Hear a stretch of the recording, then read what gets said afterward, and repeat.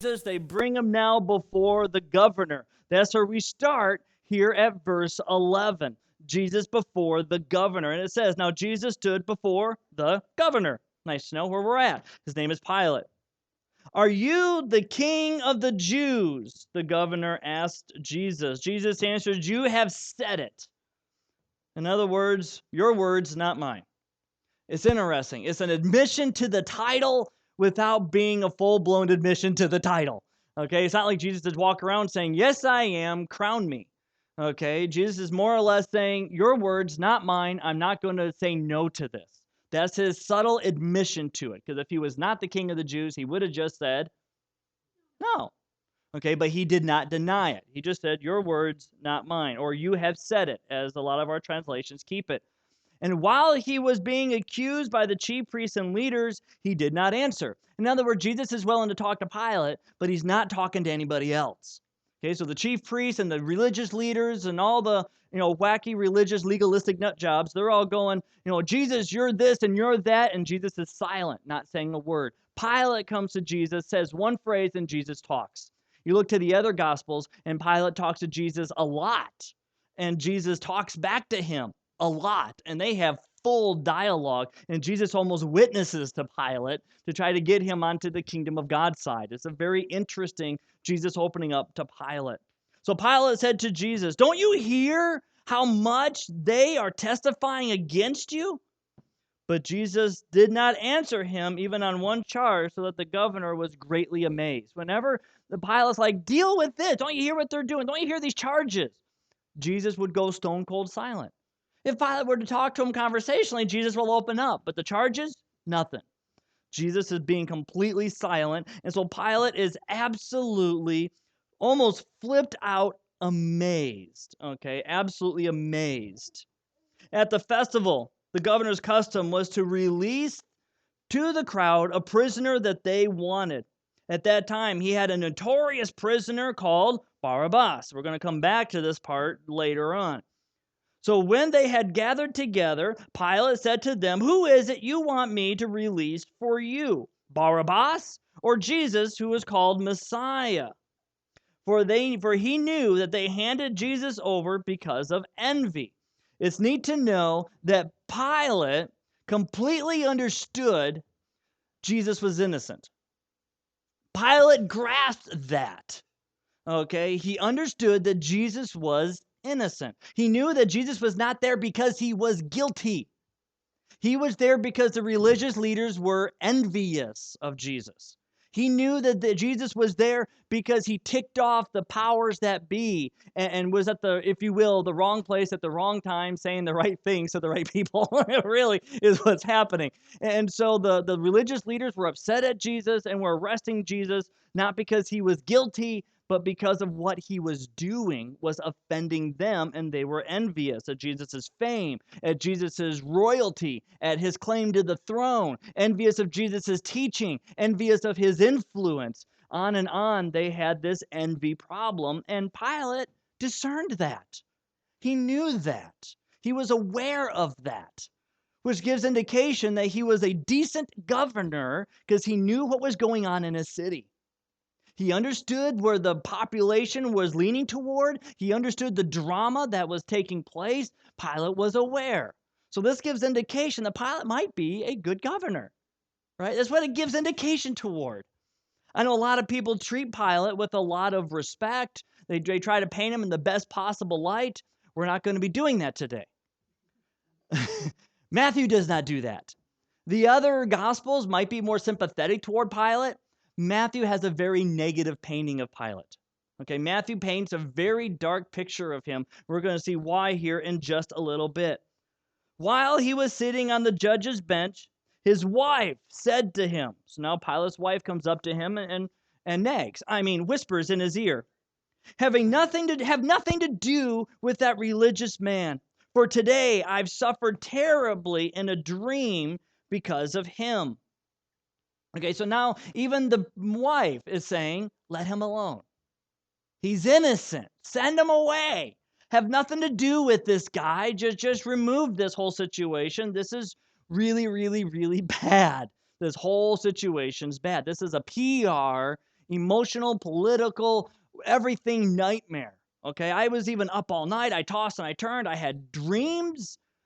And when someone comes up to you and they say they had a bad dream and this all went really, really bad, Pilate's like, okay, I'm hearing you, wife. Will Pilate heed his wife's warning? Will Pilate listen to his wife and decide to respond? Or will Pilate say, told you not to eat the burrito last night, woman?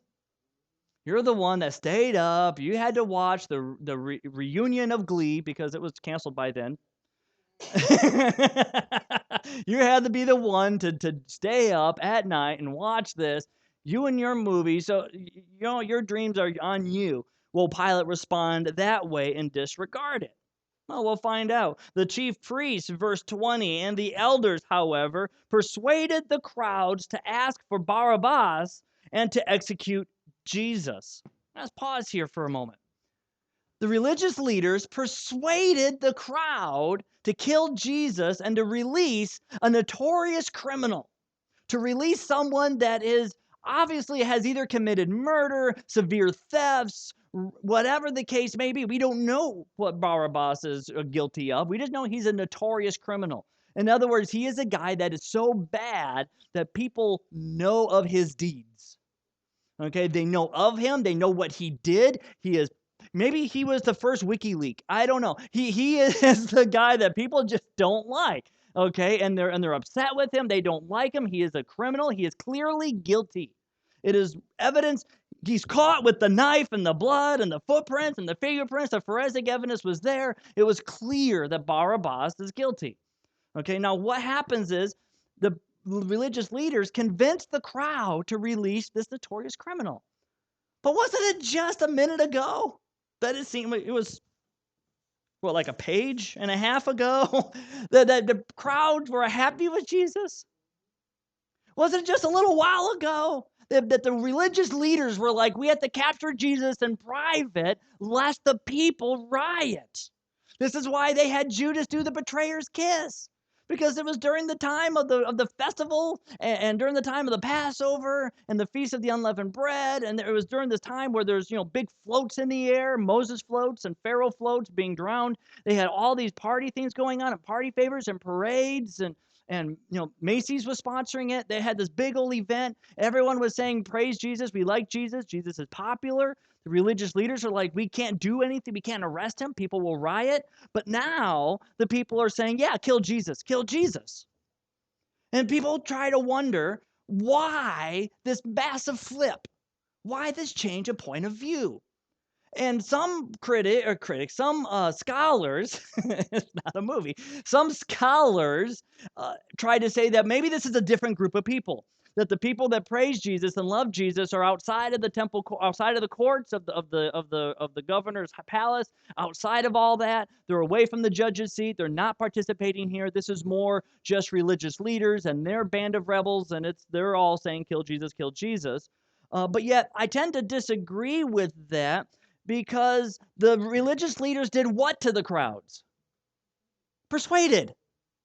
They persuaded the crowds, which means the crowds did not have that viewpoint originally.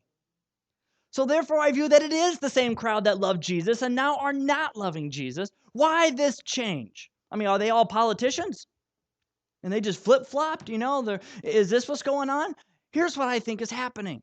I think that Jesus was acting a lot like previous military political leaders. We had talked about this previously in the book of Matthew, that there was other people like Jesus before Jesus came on the scene that one guy would overthrow the temple. He tried to talk about this and that and overthrowing the government, and people loved it because they wanted to be outside of Roman rule. Jesus shows up, does similar things as some of those political activists, turns over tables at the temple and upsets the religious leaders. And so they kept approaching Jesus. What game are you playing here? What's this all about? Are you doing a military political revolution? And maybe that's what they were likely expecting. Something like what they've seen in the past, a military political revolution. And it's not happening. And all their hopes and dreams of a military Messiah gets dashed when he shows up arrested, humiliated, and beaten.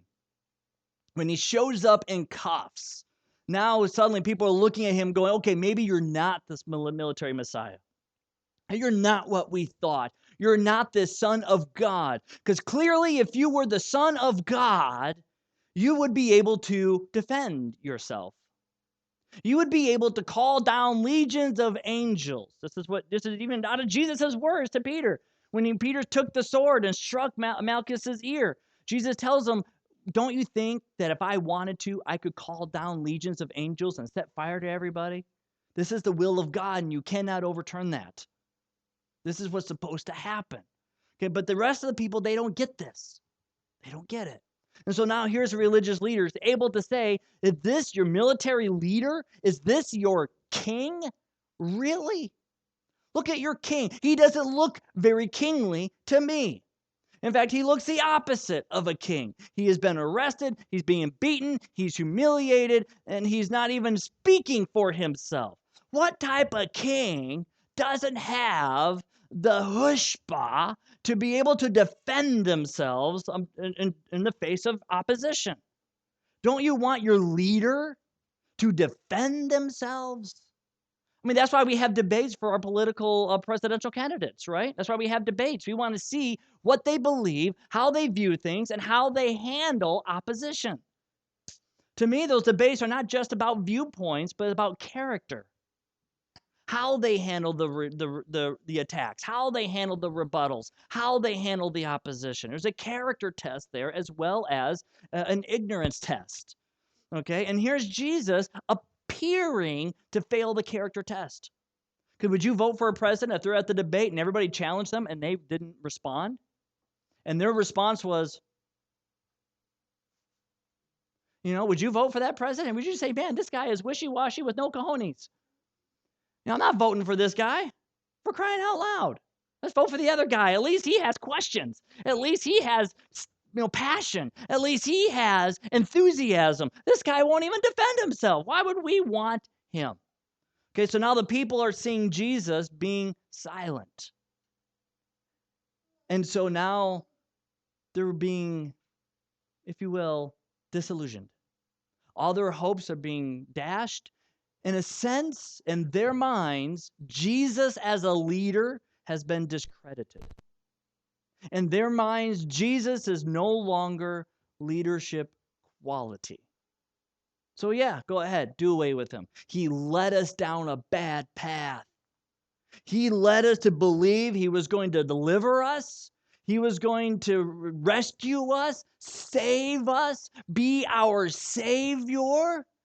And now he's going to allow himself to be killed and not defend himself? How can he save us if he's dead? But of course, they got the wrong type of salvation in mind. Okay, so the religious leaders are able to persuade the people, to persuade them to bring Jesus to an end. And Pilate still is able to begin to discern Jesus' innocence. Here's what Pilate ends up doing. So he says, who am I going to have delivered to you? Do you want Jesus, the Messiah, delivered, or do you want Barabbas delivered? And the people said, we want Barabbas delivered. We want Barabbas, they answered. Barabbas, give us Barabbas. Pilate then asked them, what should I do then with Jesus who is called Messiah? And the crowd shouted out again in a big, thunderous voice, crucify him! Crucify him! Then he said, why? What has he done wrong? Okay, Pilate's looking for evidence. What has this man done wrong? How do they reply? Crucify him! Crucify him. Okay, isn't that great evidence? Isn't this just what you would expect to find in the court of law? Give him the death penalty. What's his charge? Give him the death penalty. That's what's happening here. Judges in our world today would do what to this case? Yeah, they would throw it out. Dismissed. They would just not hear it. Like, that's the evidence you got. That's not evidence. That's just desire. That's just spite. That's not evidence. Crucify him, they yelled all the more. When Pilate saw that he was getting nowhere, but that a riot was starting instead. I guess they must be the pre-residents to Lansing after MSU wins. a riot, a riot is starting to form. Pilate took some water, washed his hands in front of the crowd, and said, I am innocent of this man's blood. See to it yourselves. Now, this is interesting. A lot of people looked at this and they praised Pilate. And they go, yay, Pilate. He is willing to go in front of the people and say, I want nothing to do with this. And a lot of people look at Pilate in a very strong light. In fact, some commentators have actually said Pilate's a Christian. That Pilate's a Jesus supporter and follower, that when he washed his hands, he understood the Jewish cleansing ritual of water and washed his hands, that this represents the same passages we find in Psalms and in Kings about hand washing, and that Pilate was all in favor of Jesus, and that he just is stepping back from all this injustice that's happening. And good job, Pilate, for being willing to speak your mind and to stand up to injustice. Now, here's why I think all those views are wrong. Why I think Pilate is a wuss. Okay, not just wrong, but that he is, in fact, a weak man and a bad governor. Pilate was charged by the emperor to have what position? Governor. Okay, he is the man in charge. The role of governor is to make sure injustice does not happen. He has the authority to even release someone like Barabbas. He can release him. He has that much authority. It seems like our leaders today just want to release turkeys. But he was willing to release a prisoner. Okay, so this is the authority he has. He has that. He is the trigger puller. So whose job is it to call the shot regarding Jesus' fate? Pilate's. Not the people. Not the people. Who's the trigger puller? Pilate. Not the people. Pilate's the authority, not the people. That's why they're there before Pilate. That's why Pilate's the one on the judge's seat. He's the one with the authority, and he says, I'm not going to be involved. Do as you want. He should have said, if he believed this was injustice and that Jesus was innocent, he should have said, this man is innocent. You have no evidence. I'm setting him free. It's not about I'll set Barabbas free as well if I'm going to release a prisoner. This guy's not even deserving to be a prisoner. Jesus has no business being arrested. He's free. You're innocent. Go. And if a riot formed, what is to be the response to a riot? They're the ones that go to jail, right? You uphold peace. When he sees the riot forming and he sees that it's getting ugly, how much work is it going to be to deal with a riot? Okay, it's a mess, right? Just look at Lansing, how it took days just to clean up the riot that happened there. Okay, it is an absolute mess. Your prisons are only so big with so many spaces. If you're going to put 100 people in there, you're going to have an overcrowding prison issue. So what does Pilate do? He takes the easy way out. He tries to manipulate the situation. Let me give him worst criminal. Let me give the worst criminal that I've got. And let's see if they'll pick him over Jesus, because surely they would not want the worst criminal ever. Jesus just ticked people off. But this guy, he's really done some hardcore crimes. So he thought maybe this would be a way to manipulate the situation into his favor. It'll appease everyone. Everyone will say, well, we don't want to release him. Okay, I guess Jesus. That's what he was hoping for. When it didn't happen, That's when Pilate went, I don't want anything to do with this. And he does this washing of hands that, in a sense, is hypocritical.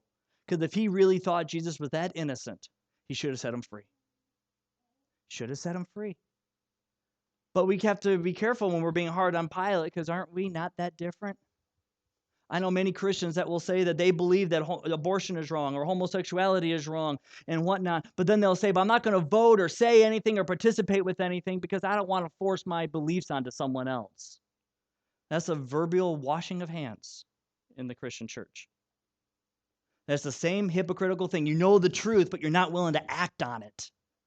Sure, you might just say, I don't agree with that, but we can have a difference of opinion. I'm not going to vote on it. I'm not going to say anything to it. I'm not going to go against it because I don't want to force. You're just washing your hands and being just as weak as Pilate.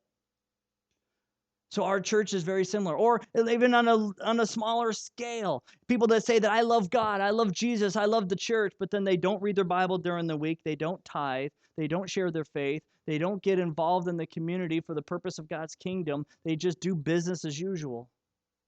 But they say they love the church. They say they love God, but there's no fruit. That tree is bare. That tree is dead. Where is the behavioral proof of your statement? Or are you just going to say, I love God, I love Jesus, I love the church, and you're really just washing your hands because you aren't willing to really put your life into action? We might be a church filled with Pilates, after all. People with a lot of words to say, but nothing to back it up. No actions to support it. And here's Pilate, being much like many of us are all the time. Here's what I'm wanting to do.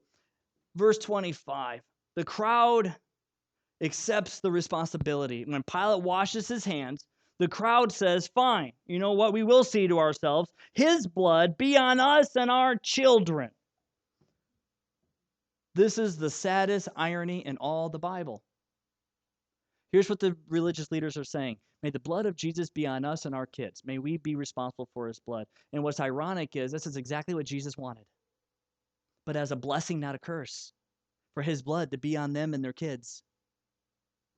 They're meaning it as a curse. Jesus wanted it as a blessing, that he is supposed to die so that his blood will cover them. And they're saying, no, we'll take the responsibility in a cursing type of way.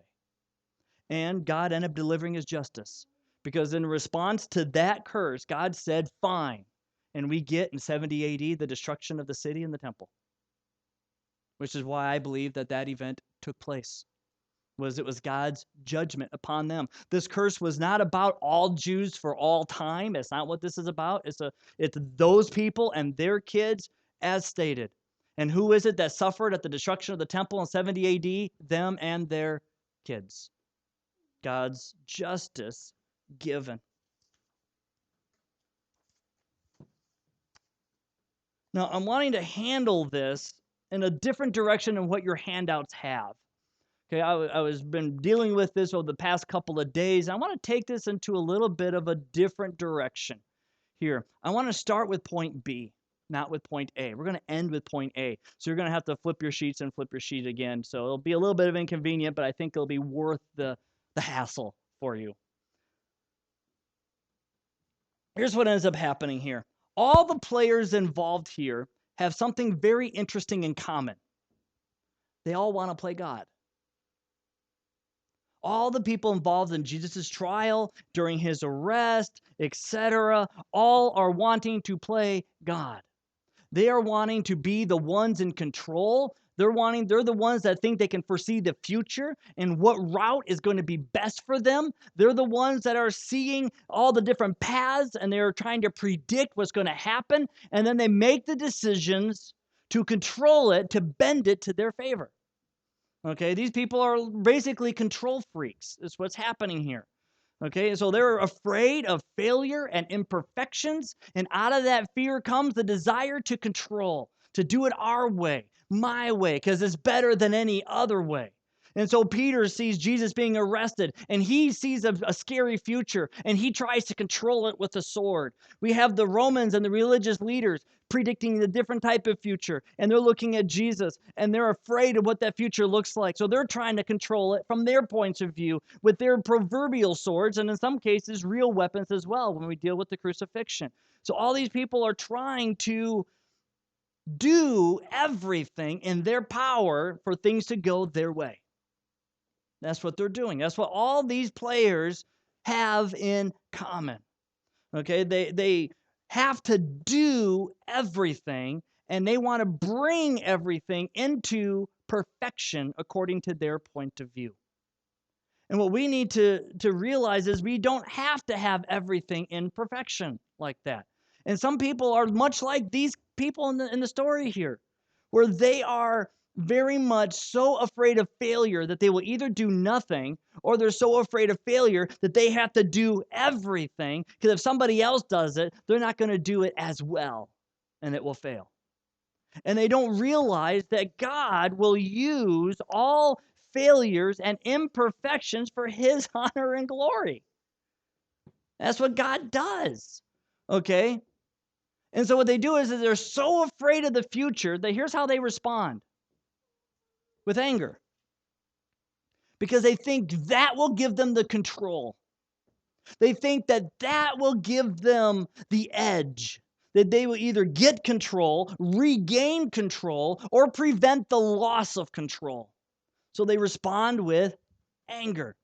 And that's what they're doing. Peter responded with anger with a sword, cutting off the ear. The religious leaders responded with anger in arresting Jesus. Pilate's responding with anger when he washes his hands. Anger all over the place. People are responding, saying, no, I see this future. I don't like it. I need to control it. And I'm going to respond with anger because maybe my anger will scare you enough into submission. That's what this anger looks like. And I challenge you to realize that I fear that the churches of today are not any different.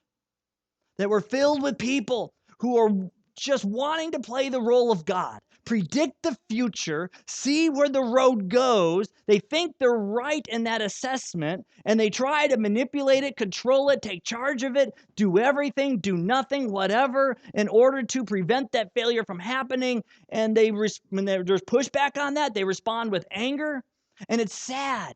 It's so sad when that happens. Even with the person who does everything, and they try to take control of everything. They say, okay, no, I'll do it because I can do it better. And I'll do that because I can do that better. And that prevents other people from serving. And it also assumes that God cannot take imperfection and use it for his honor and glory. That's the freedom that comes when we trust in God's sovereignty. When we trust that God can take imperfections and even failures and use them for his honor and glory, we find freedom in that. It's amazing freedom. Think about this. Did Judas, failure or success? Failure, right? He failed as a disciple of Christ. Peter, failure or success? Failure, because he denied Jesus several times. Okay, Pilate, failure or success? The religious leaders, failure or success? You're seeing all the failures here? And yet, what's happening? God's will, and one of the most amazing things in human history, the forgiveness of sin. God takes all the failures and he works with it. It's like he takes a crooked stick and draws a straight line. That's what God does. He takes a crooked stick and he draws a straight line. And that's how we all are. We're all crooked sticks. We're all bent and imperfect. And God can use all our imperfections. If we have a desire and goal to get somewhere and someone wants to try to work it, and we say, my idea might be better than yours, but you know what? Because God can draw a straight line with a crooked stick, I'll let you. I'm not going to try to control it. I'm not going to try to do it for you. I'm going to let you go. And I'm going to be here rooting you along the way, seeing what God can do with that.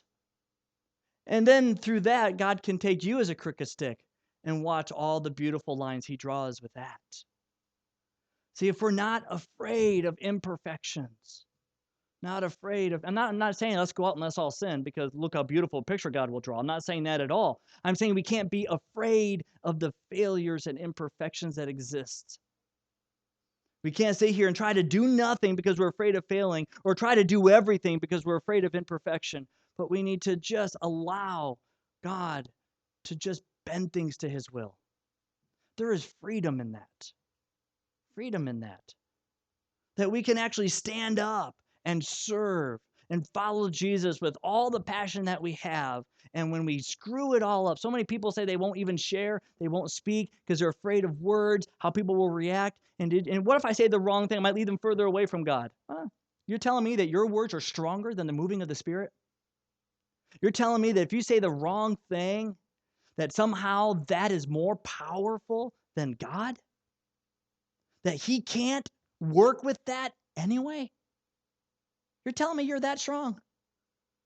See, this is why people who say that I'm too shy, I can't speak, are actually almost more arrogant than the arrogant, because they think they're stronger than God.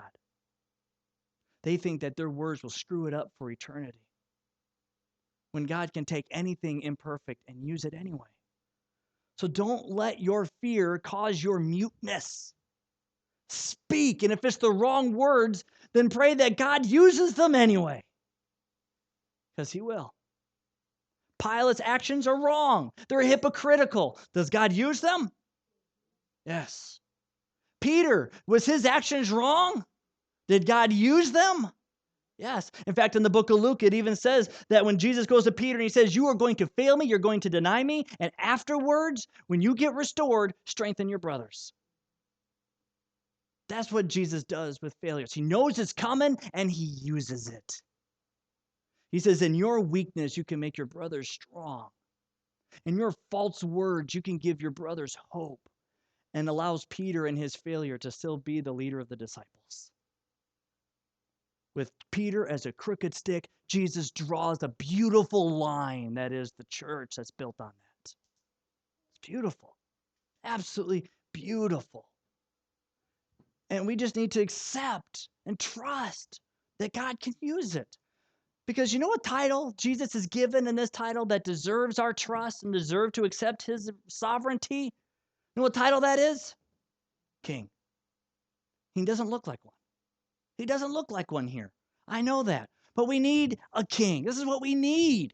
Even in America today, we need a king. And I'm sick and I'm tired of so many churches and so many books and so many support groups and so many this, that, and the other painting for us an effeminate, impotent Jesus that's basically a drag queen Jesus that's saying that he will cry with you and that's all he can do.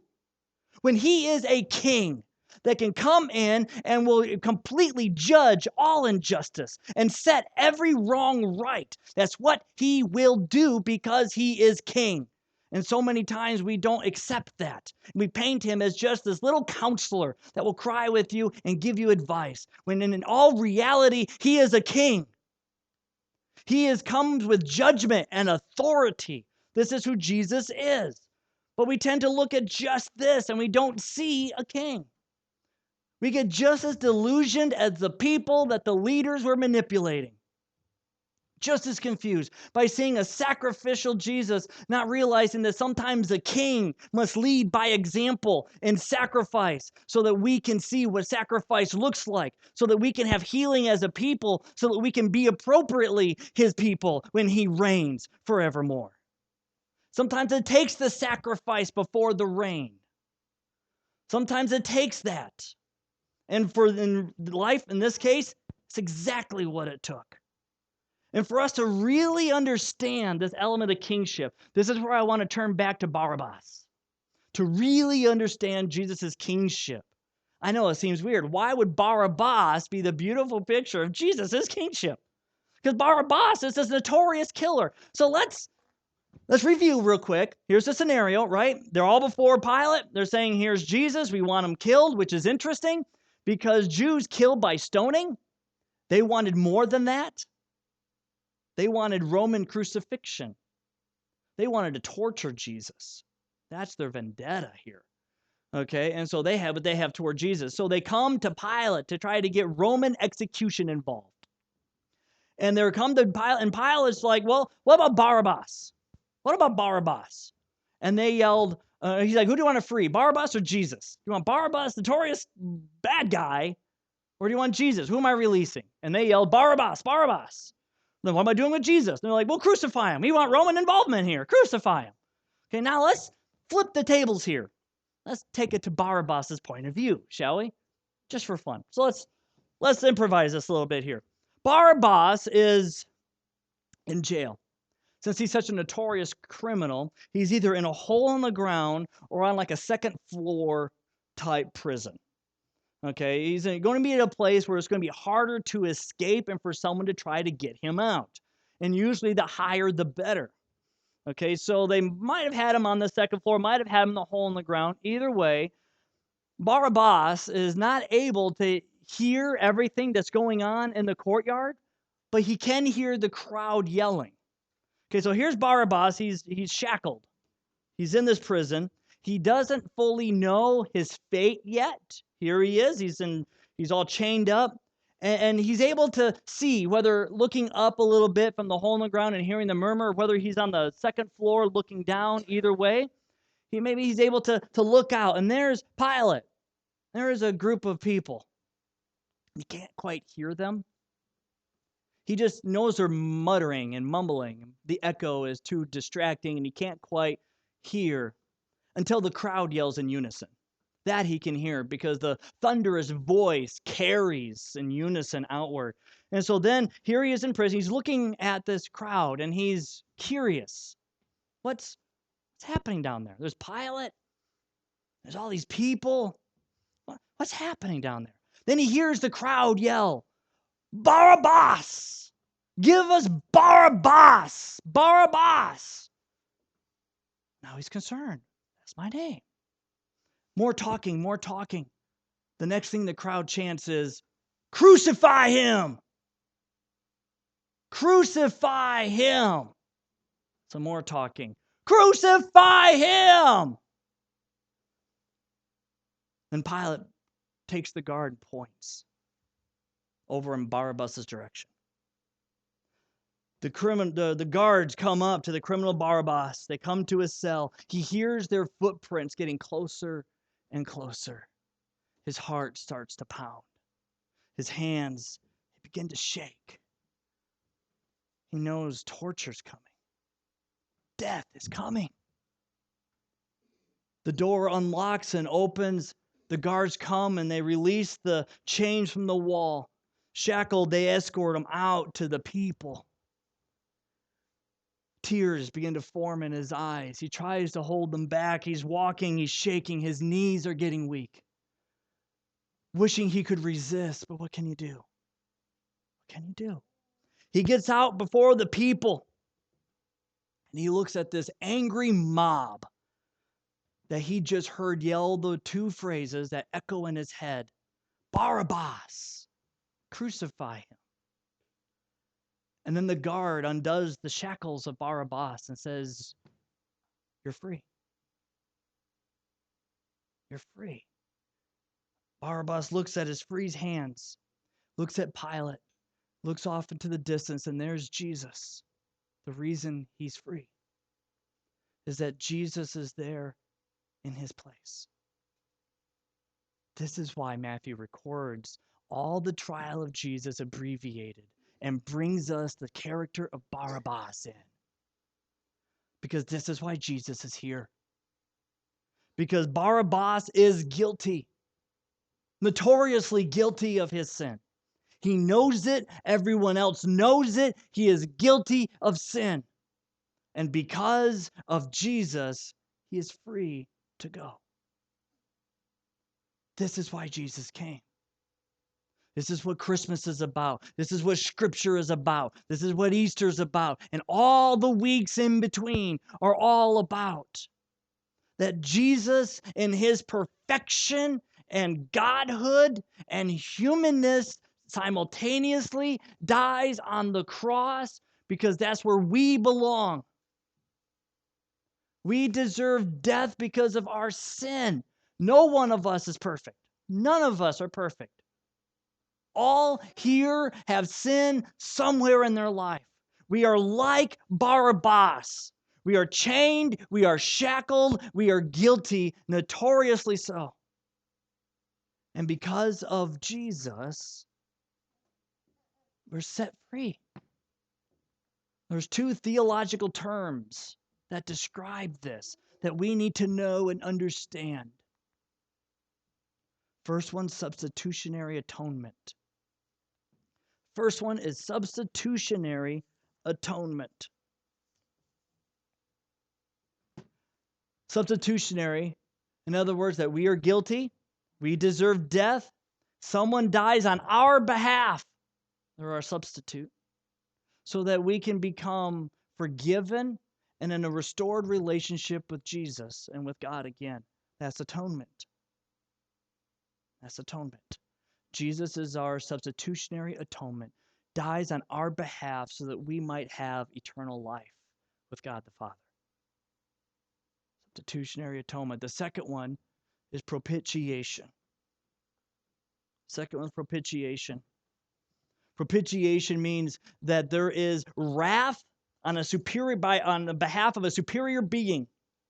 The person who is superior has wrath that needs to be satisfied. And a propitiation means that there is an action that is done to satisfy that wrath so that the offending party can be reconciled with the superior party.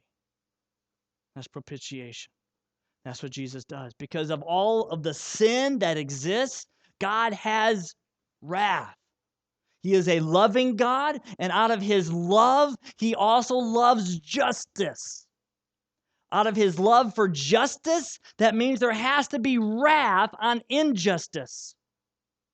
Has to be wrath on sin. God has that wrath, and that wrath needs to be satisfied. And Jesus' death on the cross satisfies that wrath with the aim, with the goal of allowing the offending party, us, to be in a restored relationship with the offended party, God. Propitiation. From this, I like to have a little phrase I'm trying to coin to see how it goes.